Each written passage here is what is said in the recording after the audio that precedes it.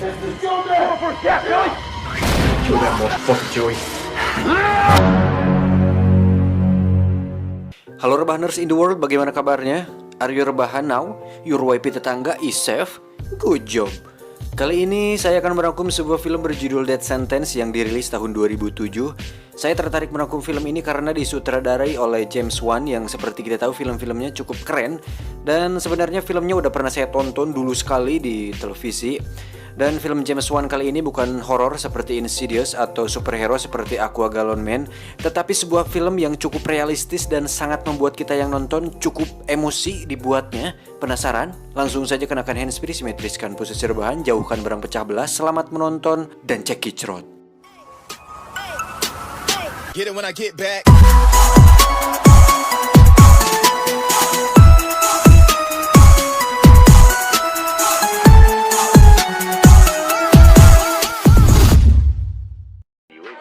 Merry Christmas.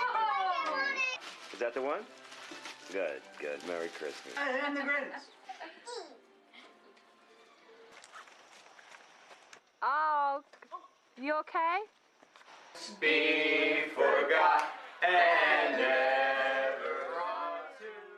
Film ini akan menceritakan tentang seorang ayah bernama Nick. Dia merupakan seorang pekerja kantor biasa yang memiliki hidup bahagia. Nick sendiri memiliki seorang istri dan dua anak laki-laki yang masih remaja. Saat makan malam, terlihat keluarga mereka begitu bahagia dan normal seperti kebanyakan keluarga menengah pada umumnya. Di malam itu, si kakak akan melakukan pertandingan baseball dan karena si ibu harus mengantar si adik ke dokter gigi, akhirnya Nick sendiri yang akan mengantarnya. No kidding. That's fantastic. Waldron must love you. Come here, come on. Saat pertandingan berlangsung, si kakak bermain sangat bagus sehingga hal itu membuat Nick bahagia.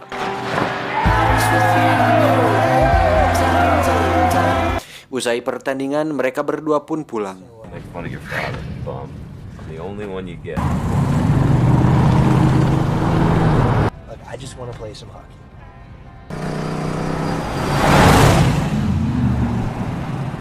Di tengah perjalanan, Nick pun mampir dulu ke SPBU untuk mengisi bensin.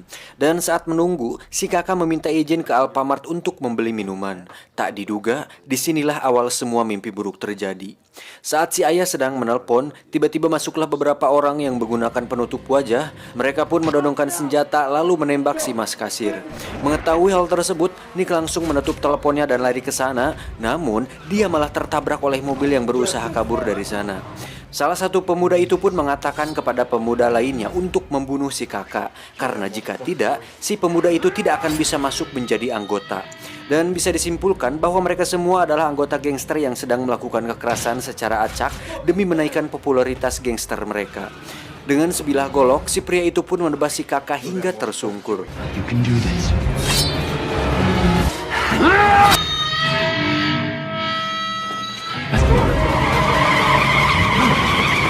Setelah selesai mereka pun kabur. Namun Nick berhasil menangkap salah satu pemuda tadi dan berhasil melihat wajahnya. Saat akan kabur, si pemuda itu pun terdabrak mobil hingga pingsan. Nick sendiri menghampiri si kakak yang tengah sekarat. Help me! Help!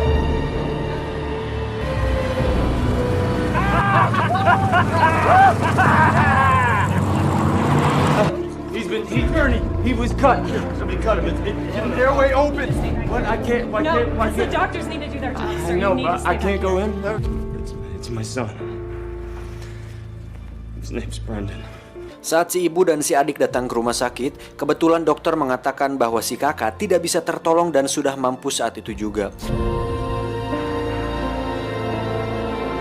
Esoknya, Nick diminta untuk melihat beberapa pemuda yang menjadi pelaku di malam itu dan ternyata pemuda tersebut masih berusia sangat muda, yaitu 20 tahunan. Singkat cerita, si kakak pun dimakamkan. Dan mulai sekarang, keadaan di rumah tidak akan pernah seperti dulu lagi karena si kakak sudah pergi. Put that animal in jail.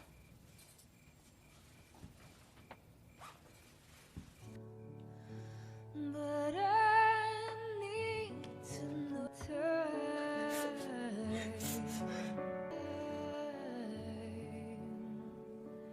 forever. Para pengacara yang menangani kasus Nick pun tidak bisa berbuat banyak karena pelaku masih di bawah umur. Di situ mereka mengatakan bahwa kejadian tersebut dilakukan oleh gangster yang sedang mengospek beberapa anggota baru dan itu dilakukan dengan mencari korban secara acak. I thought this was a robbery. It only looked like one. Are you saying that Brendan was killed so that some asshole could feel more like a man?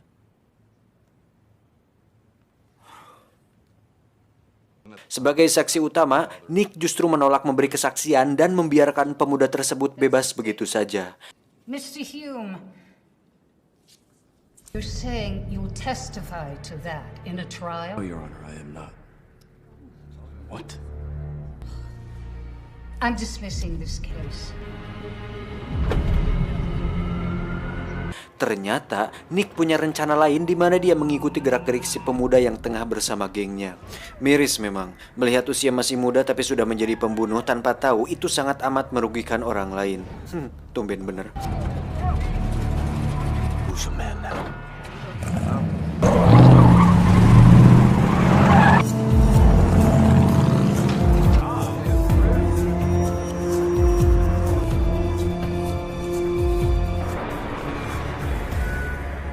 Proud of him. All right.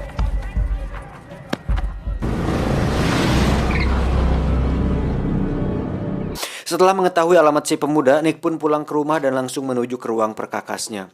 Dan dengan sedikit ragu, ternyata Nick berniat untuk membalas dendam dengan sebilah pisau di tangannya.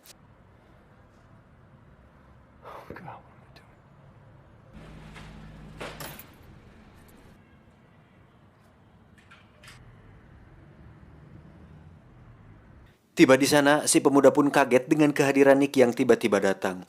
Tanpa pikir panjang, Nick langsung menyerang dan terjadilah pertarungan yang berakhir dengan tewasnya si pemuda karena tertusuk di bagian dada.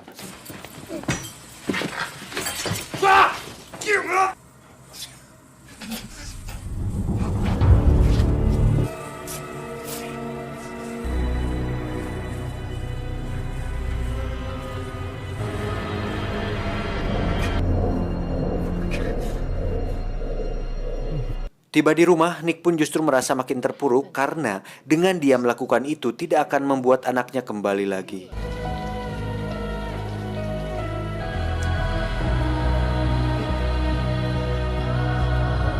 Di sisi lain terlihat seorang pemuda lain yang memiliki kepala botak dan bertato. Pemuda ini bernama Billy. Dia adalah ketua gangster sekaligus salah satu pemuda yang ada di tempat kejadian waktu malam itu. Terlihat dia sedang setor uang kepada ayahnya yang merupakan seorang penjual senjata. Di sini bisa disimpulkan bahwa perilaku buruk seorang anak tergantung dari bagaimana orang tua mendidiknya. You can't get the fuck out of my sight, man. Fucking halfway. Saat tiba di markas gangsternya, Billy diberitahu bahwa si pemuda atau anggota baru mereka tewas tertusuk. Dan Billy yakin bahwa pelakunya adalah ayah dari korban mereka yaitu Nick.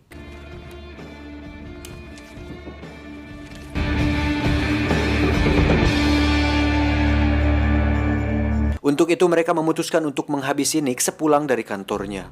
Saat berjalan, salah satu anak buah Billy pun diturunkan untuk menikam Nick di tempat. Namun rencana itu gagal dan terjadilah aksi kejar-kejaran di antara mereka.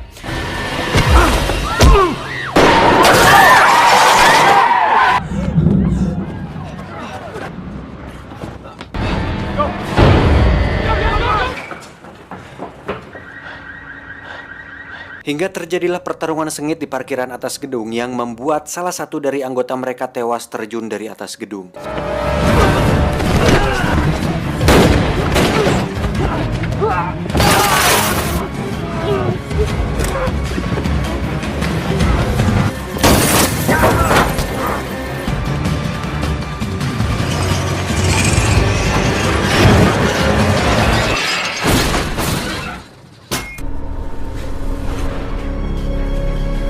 Hal tersebut membuat Billy semakin emosi dan tertantang untuk memburu Nick.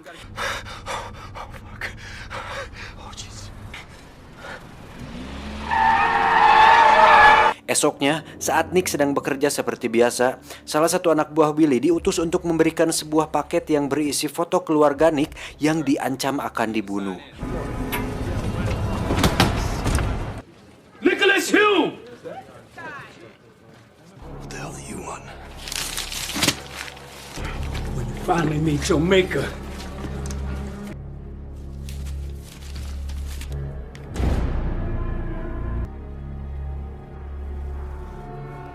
Hal tersebut membuat Nick terkejut dan tidak menyangka masalahnya akan menjadi sebesar ini.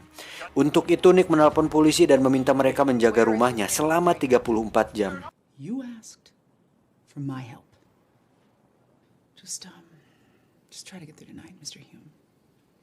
Namun dengan jumlah mereka yang banyak, para polisi yang menjaga pun dibunuh sehingga mereka bisa masuk ke rumah Nick secara leluasa.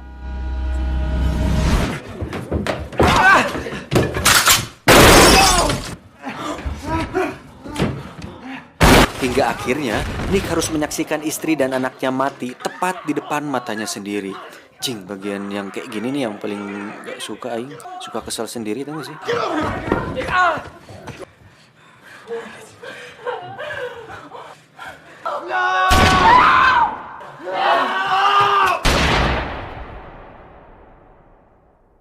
Nick sendiri pun ditembak di bagian perut hingga tak sadarkan diri. Dikira sudah mati, mereka pun meninggalkan rumah Nick.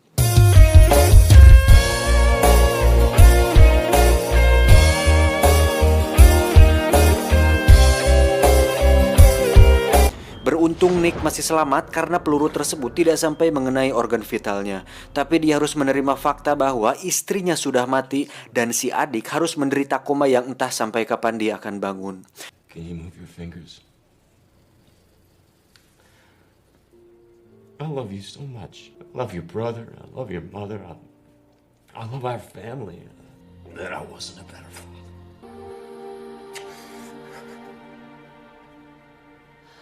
Dengan semua keadaan ini, Nick tidak tinggal diam dan memutuskan untuk pergi dari rumah sakit.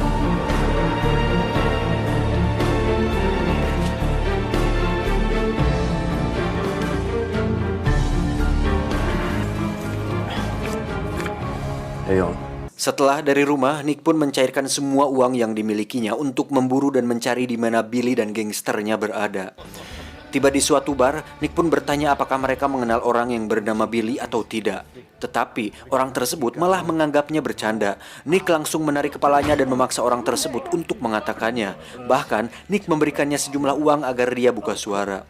Setelah informasi didapat, Nick pun bertanya di mana dia bisa dapatkan sebuah senjata. Dan itu mengarahkan Nick ke sebuah toko senjata yang merupakan milik ayahnya si Billy. Tiba di sana, Nick langsung memperlihatkan sejumlah uang untuk mendapatkan senjata yang diinginkannya. Si ayah yang mengetahui dendam dan kebencian dari mata Nick akhirnya mengetahui bahwa Nick sedang memburu Billy anaknya. Dan sebagai seorang ayah, dia membiarkan Nick mencari Billy karena prinsipnya adalah nyawa harus dibayar nyawa. Tapi jika Nick bertanya di mana Billy, maka dia tidak akan menjawabnya. Go your way now. Nick pun mempersiapkan semuanya, memeriksa senjata dan mencukur rambutnya sebagai tanda bahwa dia siap untuk mati dalam peperangan.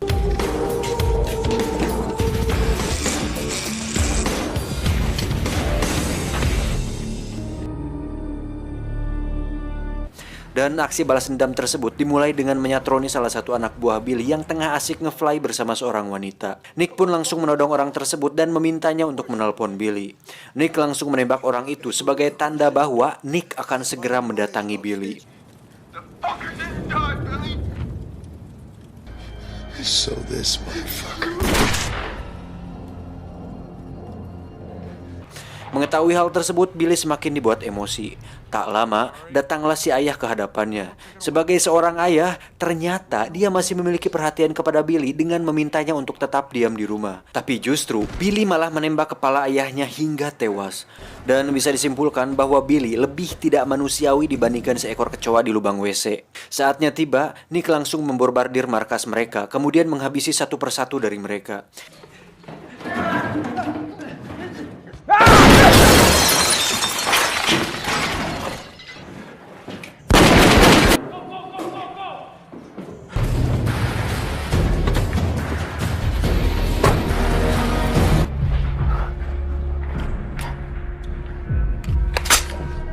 You know it.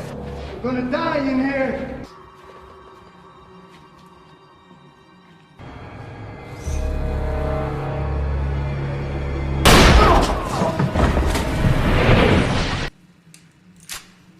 Hingga detik-detik akhir, Nick sempat ditembak di bagian kaki, bahu, dan lehernya.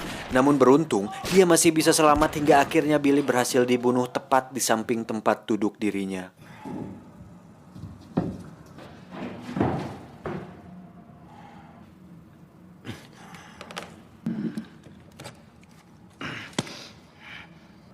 Ready?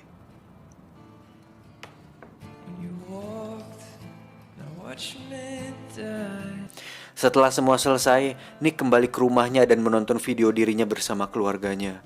Dengan semua yang telah dilakukannya, pada akhirnya itu semua tidak akan kembali seperti semula. Tamat, ending yang sangat membagongkan. Secara keseluruhan filmnya sudah sangat jelas dan lugas, sehingga pesan yang bisa kita ambil dari film ini adalah seorang ayah tidak akan pernah membiarkan anaknya disakiti, dan jika sampai tersakiti, maka seorang ayah akan menjadi jahat seperti monster melebihi monster itu sendiri. Saya John, terima kasih. Keluarga Ikan Sal.